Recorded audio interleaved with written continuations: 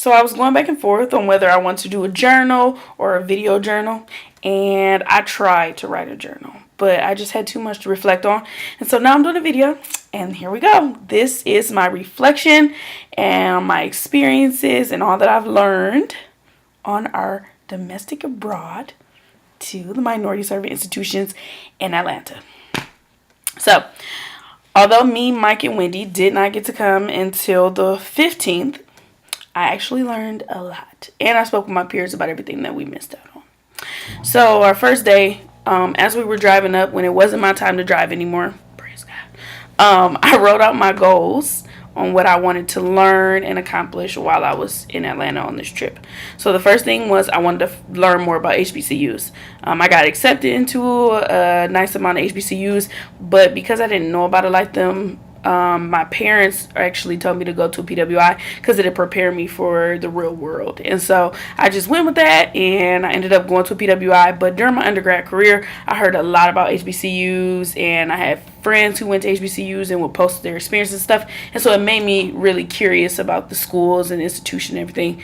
And so I thought it was a perfect idea to come and to learn more about them. And so that was my main goal. My second goal was to get closer to my peers. Unfortunately, I did not have an assistantship my first year, which is okay because everything happens for a reason. But I really wanted to get closer to all of my peers and my professor. And so that was one of my biggest goals because I did not want to graduate without being close and knowing my cohort and my professors. And so my third goal was to learn more about Greek organizations. I am a part of Zeta Phi Beta Sorority Incorporated, and instead of PWI, but I want to learn more about the Greek organizations at HBCUs, and they're the single letter chapters, and so that's something I want to learn. And my next goal was the personal experiences of Black students and the faculty and staff, and then the final one was how civil rights why is it so prevalent and what role does it play in the South, but also at the institutions. So I took those goals, wrote them down, and then once we got there, I got excited, and so I checked them off as we went along. So the first day when we got there, we went to Morehouse graduation, and that was really nice to be able to see so much Black excellence. I think that was the biggest thing I gained from it, and to just see all of them succeed and achieve, and it was like, oh, this really like does happen, because back at home in Detroit and even in Chicago, I just see so it hurts my heart when I see so many men just not doing anything right now, or at least being stagnant and kind of in the same place and just being okay with that. And so sometimes you kind of get down, but to see the excellence and see men graduating with honors and going on to work at Fortune 500 companies and going international, that really it was something I really reflected on and liked. So that was one thing. So we ended up leaving the graduation, and we went to brunch. And so during brunch, that's when I talked to some of my peers and was asking them about what I missed. And they were telling me about the baccalaureate ceremony and the candle lighting, and how their traditions are so special to them and they hold them near and dear to their heart. And I think that's also a part of sense of belonging, because if my peers felt like they belonged and that it was so wonderful, then I know the students felt that way. And so I thought that was cool to hear about that. And I really wish that I could have been there, but I will be going back. Don't worry. Next year. So after brunch, I was able to go to the Coca-Cola factory. I think what I really liked about the Coke factory was that it was really fun, but also I didn't know that there were that many different varieties of drinks that Coke had. So that really shocked me, and that was something that I learned. But also I got to have fun with everybody, including my peers and my professor. And so I think my favorite part was the 4D story, and it was water on my hair that I'm still waiting on Mike and DJ to pay for, but that was fun. And just learning about the history of Coke and the secret ingredient that we never got, but it was still fun. So we went back and we just had fun. We played Mafia, which I never played before, and so that was fun. I think overall for that day, the biggest thing I gained was that close relationship with my peers, or at least that beginning phase of having a close relationship with my peers, which is what I really wanted. And then also just learning about Morehouse and seeing that Black excellence. So I really enjoyed day one. I was so excited. I actually got some good sleep. So the second day was my favorite day out of the entire trip. We went to the MLK Center, we went to the Ebenezer Church, and we went to the Civil Rights Museum and then to the mall. So the MLK Center, I already knew that we were going, and DJ said it was mandatory. And I had been about like 3 or 4 times with my family because we go to Atlanta for family reunions. And so I kind of was like, I don't really want to go. I don't know about it. But something was different this time. I think since I'm in higher education now, but also that I'm just seeing everything that's going on within the world and within the context of higher education, I really paid attention to the history of MLK, but also people who were affected in the South. So as I was reading like different facts about everything that went on in the South and the timelines, I gained a greater sense of like everything that went on. And I was actually really shocked because I know I didn't read all those details and I didn't pay attention to them as much. And so that really opened my eyes up to a lot. So I was reading this. I wrote down this one quote in my phone as I was reading it at the MLK Center, and it said that people were hung because of being accused of angered whites by asserting his or her individuality, and more than 10,000 blacks died because of this. And I thought that was so crazy. Like, I couldn't be an individual, like, because I wanted to be myself and it was okay for me to stand up for myself, that I could potentially get killed for that. Like, that really shocked me reading that. And then also just reading about Martin Luther King and Coretta. Like, they spent their honeymoon at a funeral parlor because they weren't allowed to go into any of the hotels and stuff. So I just thought that that was really crazy. And I also had a greater appreciation for them, because I personally believe that I could not have been born in that time and to be able to go through that stuff. And so I was very thankful and appreciative of them. So the same thing happened at Ebenezer Church. I'm so used to it in the recording, but I didn't go in the basement. And so when I went in the basement, I was talking to Greg, and he was just saying how he liked being there because it felt like he was a part of it, and that he felt like Martin Luther King was kind of like he was there while he was speaking, in a sense. And so I never thought about it that way. I just like, oh, they're doing a recording and stuff. But like, he actually preached in that church. Like, he actually taught in that church and helped people and inspire people. And so once I thought about it that way, it was kind of like, wow, this is very important. Like, this is serious. Like, this isn't just a recording. And so I think this trip was different from the trips that I have taken. And so I didn't tell DJ that, but I did really enjoy it and I learned a lot. And then we went on to the Civil Rights Museum. So the Civil Rights Museum, when we first started off, I was okay. I was doing fine, but it wasn't until I sat at that table. It was like a simulator type of game, not game, but experience. And we sat at the table and put our hands on the table. It was like a sit-in, and you put the headphones on, and I closed my eyes. And as I heard like people talking to me in the headphones, and then I heard somebody like spit, and then when they pushed you, the chair moved, and that freaked me out. Like, it literally freaked me out. Though I was going to sit there the entire time, it just freaked me out because I got angry. Like, don't touch me. I did nothing to you and I did nothing for you to do that. And so, again, I gained a greater appreciation of everything that my ancestors and that everybody, my grandparents, my great-grandparents went through for me to be able to be here at this point. And then from that point on, walking through the entire Civil Rights Center, I literally just kept crying at every monument, at every statue, at every post. I was crying because I think the biggest thing is I don't understand why. My question was why? Why did they go through this? Why did this happen to them? Why did this continue to happen? Why is it still happening? What did we do? Like, what is the reason? And so I couldn't get an answer. And so because I couldn't get an answer and because I didn't have an answer, I just kept crying. I felt really sad.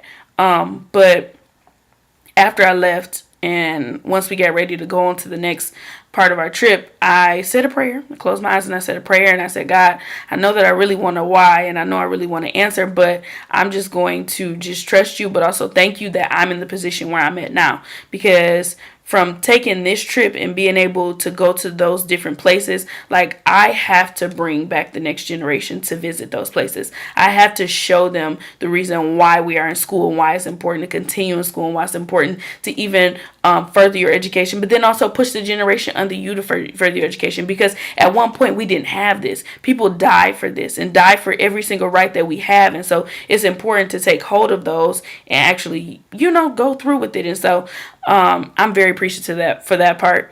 And to make my day go a little better, we were able to go to the mall.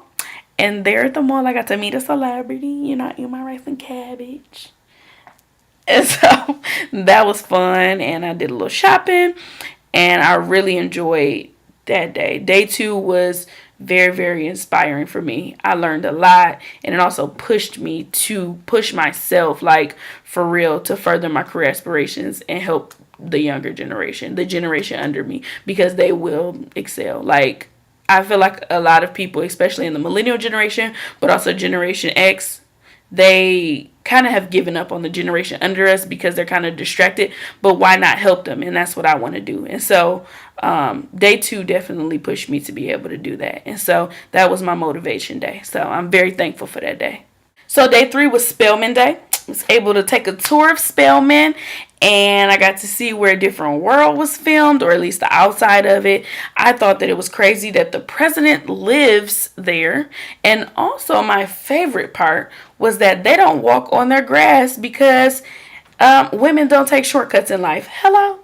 So that was my favorite part. But we got to sit down with a panel of staff and faculty, and then we got to sit down with a panel of students, and they were students who had just graduated. And so with the staff and faculty, just learning why they chose Spelman and why they teach there and why they decided to teach at an HBCU was cool to learn about and see what they're doing. And it also was good to see women in position where you want to be at. And so that was a motivation. But also I see why the students kind of would push themselves to be greater, because they have that motivation. They see that influence and they experience that every single day. You have somebody pushing you and letting you know, I've been where you've been, and so look where I'm at now, so you can get here too. And so I think that's the difference with a PWI HBCU. You're able to see that difference, and I think that motivated me big time. No, I know it motivated me just to see them in position to see where they were, that I can get there too.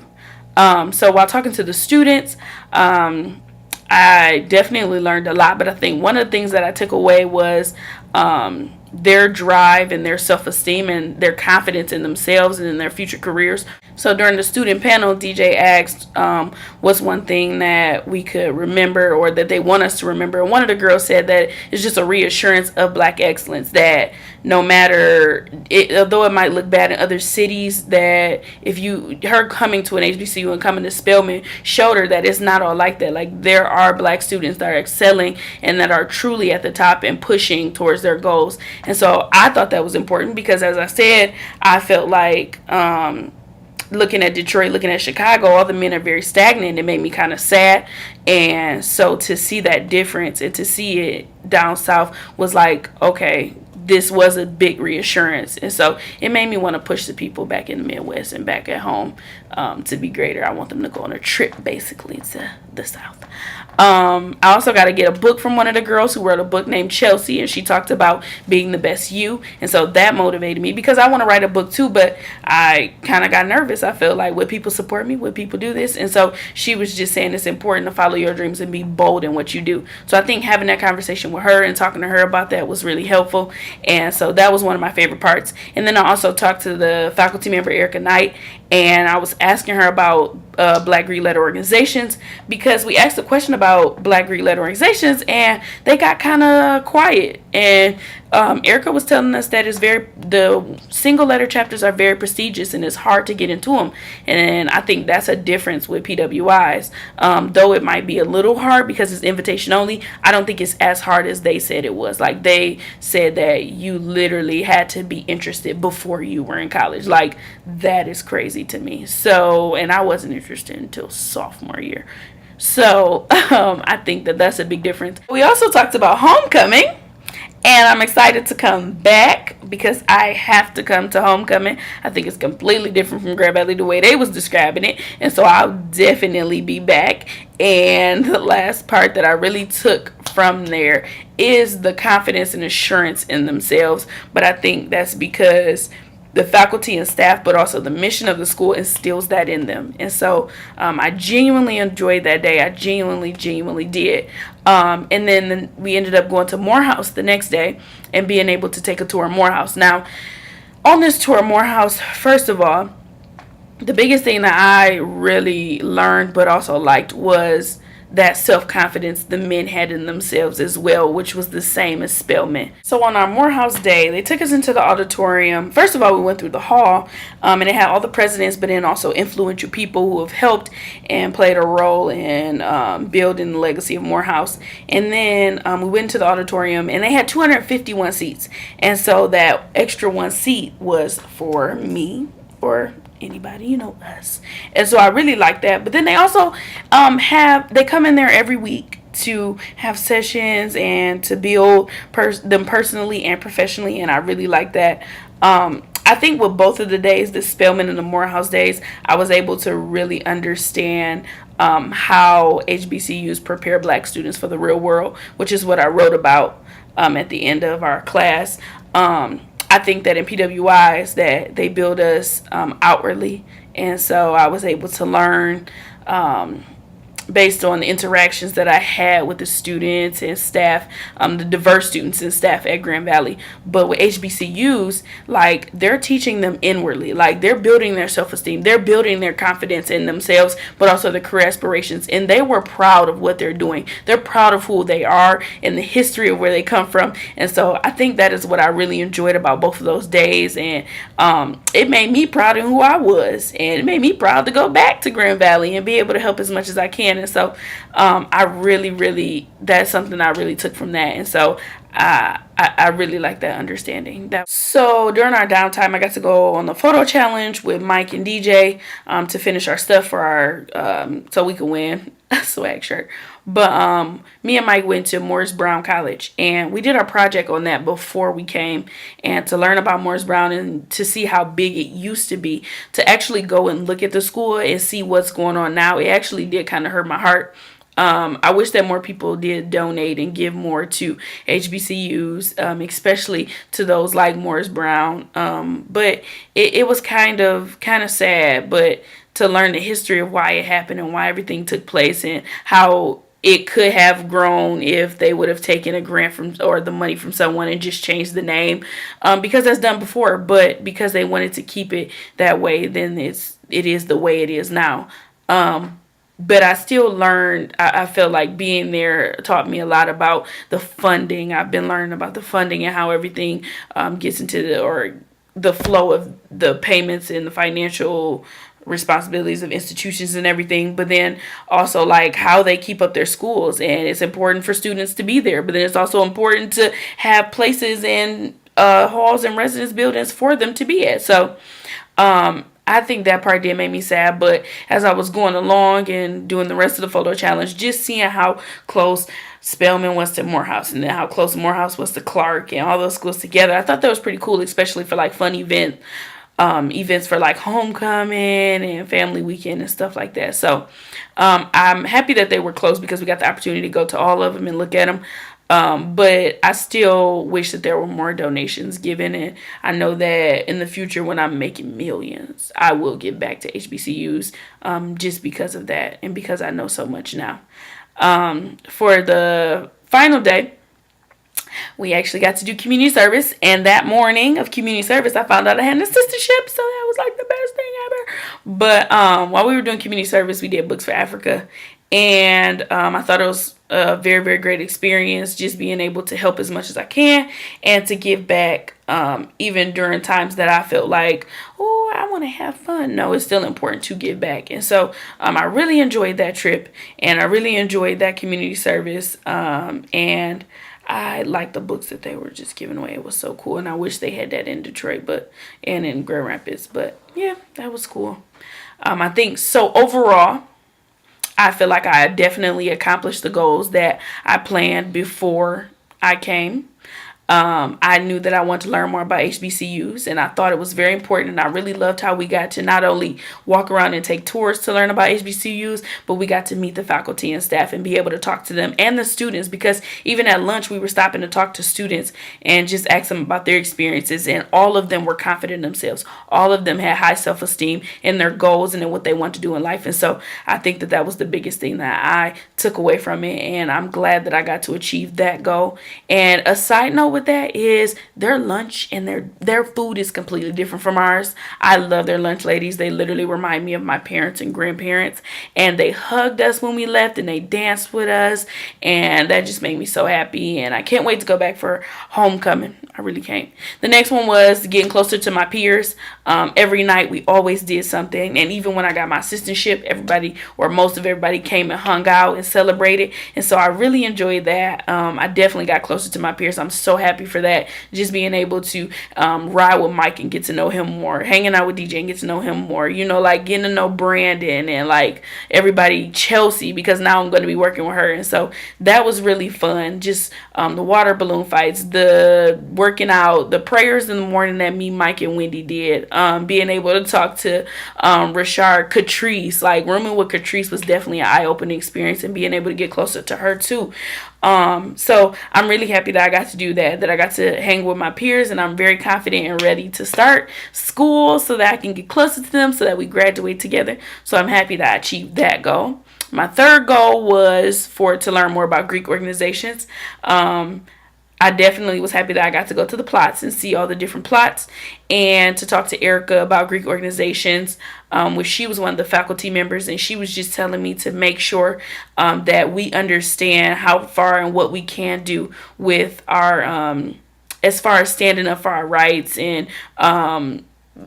letting our voice be heard at Grand Valley, as far as the MPAC at Grand Valley, because I was asking her any tips on how they can become better and be a better representation. And she said the biggest representation is what they do in times of need. And so if there ever is a problem with for the minority students, that how can the MPAC stand up and be able to be that voice and speak up for them? And she said just know the limitations and all that you can do with Division of Inclusion and Equity. And so that's something that I'll tie into my master's project, because I'm definitely working with the MPAC. So I was happy that I got to learn more about that and achieve that goal. My next one was to learn the traditions and history of HBCUs and minority serving institutions. And so being able, again, to talk to the student in panel and the staff panel, and then just talk to the students, allowed me to learn more about them. And then taking those trips to different places around was very cool. And so I think that I achieved that goal as well. The next goal was how to learn how civil rights played a role in the South, but then also at the institutions. And I think that's the biggest goal that I achieved and learned the most. I really am appreciative for being able to go to the MLK Center and actually honestly read the things that are going on in the timeline and everything that took place. I'm so happy that we got to go to Ebenezer Church and have a greater sense that I was in the presence and in that area of where MLK was, but then also going to the Civil Rights Museum and learning about all that took place, and not just learning from the movies, because that's mostly where we have learned most of our information about everything that went on in the past. But to be able to go to that museum and learn more about all that took place, that's where I gained a greater sense of appreciation and also motivation to be able to move forward in the future. I think that civil rights played a huge role in creating HBCUs and minority serving institutions to serve the specific populations. Black Greek letter organizations the same way, for that same reason, to be able to help each other and protect each other and hold each other accountable to pass in their classes, because that's something that we weren't getting, that like we weren't able to go to school at first. And so to be able to go to school and have those schools and have those organizations where we can protect each other but also graduate together, I think that was important. Overall, I really, really, really want to continue this trip. I want more students to be able to go. I want undergraduate students to be able to go, so that they push themselves and are motivated more to graduate from college, but then go on to further their education and further their career aspirations. I know a lot of people who have graduated and just went back to what they were doing and took a quick job just to gain money and then live that way. But if they genuinely went and learned more about why, like, and gain that appreciation of where they are and how much further they can go, I think that they will go further. So I can't wait to be a part of the planning process, to be able to bring more students and bring more people, bring faculty and staff, and to open their eyes up to this trip and the experiences and everything that you can gain. I'm very, very appreciative of this trip, and I'm very, very appreciative of the opportunity to be able to gain as much as I did. And yeah, I just cannot wait until next year. So thank you.